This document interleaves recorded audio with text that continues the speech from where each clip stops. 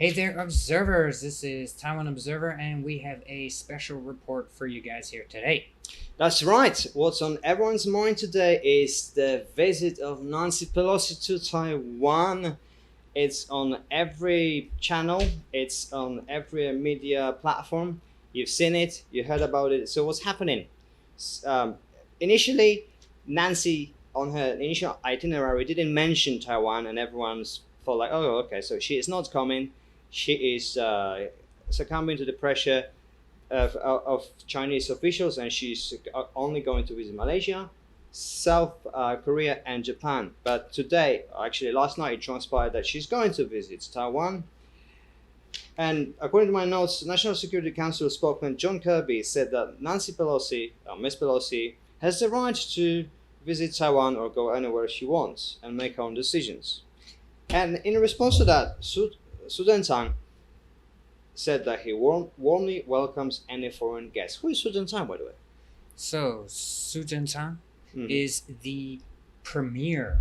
That's right. Yeah. Equivalent So- of prime minister or foreign minister. Yeah, so we have our president, and then we have our premier, and we also have the vice president, but they don't have as much power actively as the premier does. If you guys want to learn more about that, we have an upcoming podcast series about how Taiwan's governance works with some great guests, so come check that out later.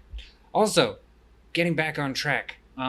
So we have, obviously, Nancy Pelosi, who's a member of Congress, who's the Speaker of the House, and she is allowed to travel where she wants to travel and have meetings with her counterparts in other independent nations around the world, and she's free to do so if she wants to or not. And she invited some people to come along with her, and basically a whole delegation is going to show up here. Unlike maybe Chinese officials, they're not allowed to have contact with just anybody they feel like. They have to get pre-approval from their government for almost any meeting with other government officials. However, in free and democratic countries, Like Taiwan. yeah, and the USA, you are allowed to meet who you want to meet and have talks with who you want to have talks with. That's correct, yeah. And according, on this notes, according to my notes, Pelosi has been always, or for a long time, a vocal critic of the Chinese leadership. Yeah, she is coming here, and she's going to show the Chinese government that she doesn't really agree with their foreign policies. And her visit has a strong bipartisan support from both parties in America. So it's not only her decision. I mean, it is her decision, but like her decision is supported by nearly everybody. Everybody on this island, nearly everybody on this island supports her. Both the parties support her. How many percent of Americans support her? Literally, majority of the world supports her visit. But then, talking about this visit, this actually has been precedented in 1997, 25 years ago, and that was the last time when who visited Taiwan? So it's Newt Gingrich, the then Republican Speaker of the House. Oh. So he came to Taiwan and in 1997, and that has been the highest level visit to Taiwan since 1997, basically. So this is 25 years in the making, Pelosi coming here as Speaker of the House. So if you look at it from the way I see it, is that recently we've been having increasingly more important members of the American government come to Taiwan and show support for Taiwan and meet with Taiwanese officials. Let's hope in a couple of years we may see the President of the United States come over. And Anthony Blinken, the Secretary of State, has said that any crisis or escalations that may arise between Taiwan and China are going to be on Beijing only, because Taiwan is not going to be the first one to do any confrontations of any sort. Yeah, Taiwan is definitely not the aggressor in these situations. Yes. And then what was the response of Taiwanese officials, Taiwanese government, to the visit of Nancy Pelosi? Well, according to some sources, meeting with Taiwanese officials is going to happen tomorrow morning, August 3rd at 8:20 a.m. And according to Apple Daily, the highest possible meeting with the president is going to happen at 8:50 tomorrow. But it is unconfirmed. Do you think it is going to happen, or it's a Good question. bluff? Good question. Well, obviously the government's not going to tell us until after it's already happened, right? They won't say where, they won't say exactly when. You know, Apple Daily is reporting that someone who's an inside source has told them that it will happen at 8:50, but you know, they're not really disclosing who that inside source is, of course. So it's basically a rumor at this point. Yeah. But why would you come here as the Speaker of the House and not meet with the President? I don't know. So that's my take on it. Yeah, okay. Something trivial that I've mentioned to you before when we were discussing it, like if such meeting is going to happen, where do you think this meeting is going to take place? Like, is it going to be at the presidential palace, or is it going to be a secret location somewhere in Bangka close to Taiwan, or in a rural Pingdong in the middle of a field, I don't know. surrounded by HIMARS? I have no idea. Yeah. Maybe at the presidential palace? Don't you think that's going to get a tactical nuclear weapon dropped on it?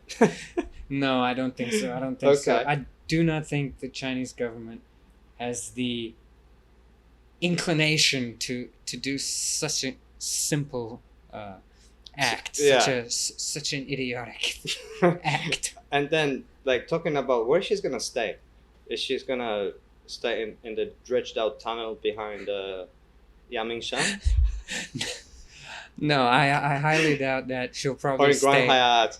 or maybe the Grand Hyatt Hotel. Hyatt, maybe. Speculate that she's going to stay in a G-Spot motel in Taoyuan. But we'll see. Speculation is wild here at Taiwan Observer. Yeah, but then okay, well, there is some red alert, so to speak. There's like the military of Taiwan is on high military combat readiness. No?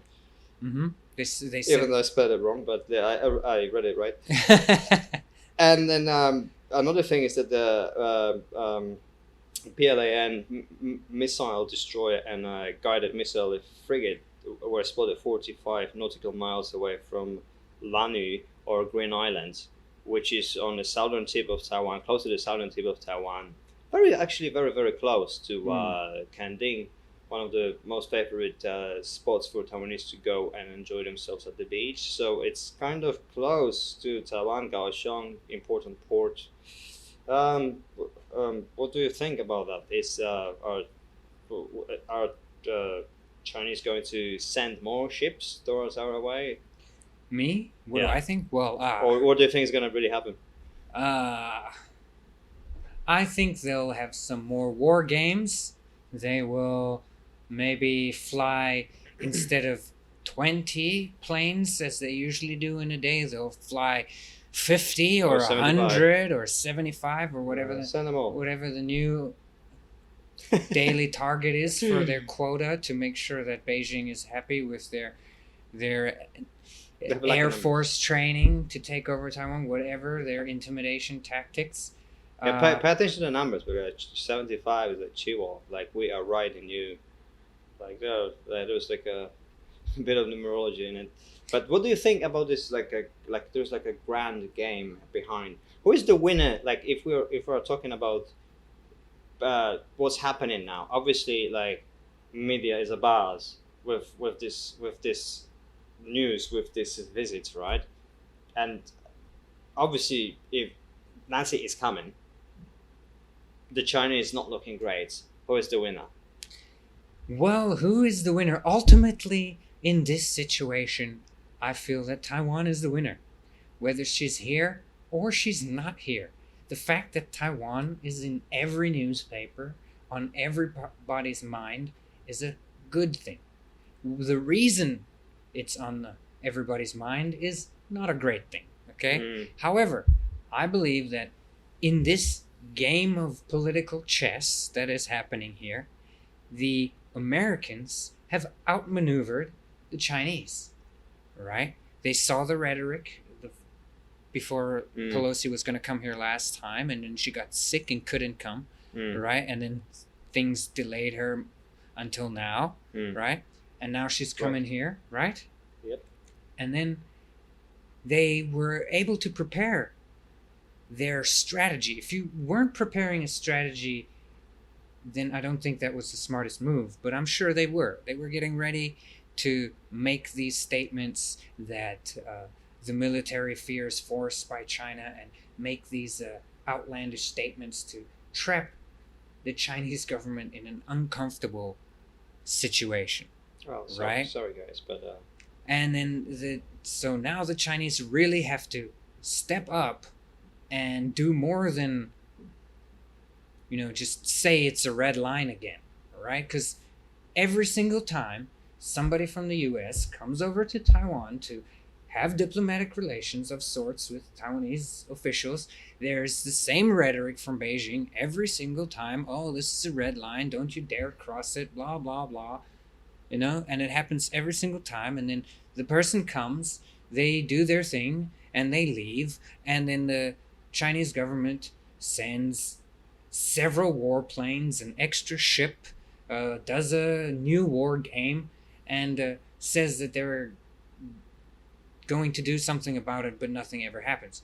I think that this constantly pushing the red line and pretending like what China doesn't say, what China says doesn't matter, is the new way that the whole world is approaching the Chinese wolf warrior diplomacy. You know, at the beginning it might have been scary, but, you know, after a decade of this kind of diplomacy, I think people are wising up, and and then that diplomacy falls flat in the end, right? And then you have to ever escalate, and then the only one who ends up losing is the ever escalating party, right?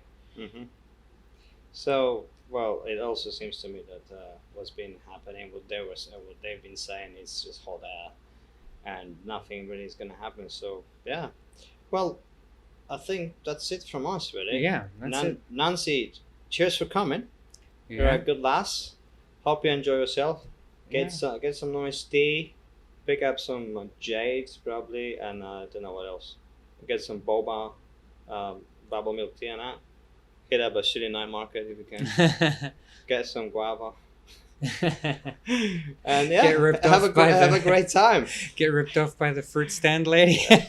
Yeah, it's a must. It's a must. It's a must. Yeah. All right, guys. Thank you very much for joining us today. Cheers, we'll guys. see you again next time something cool happens.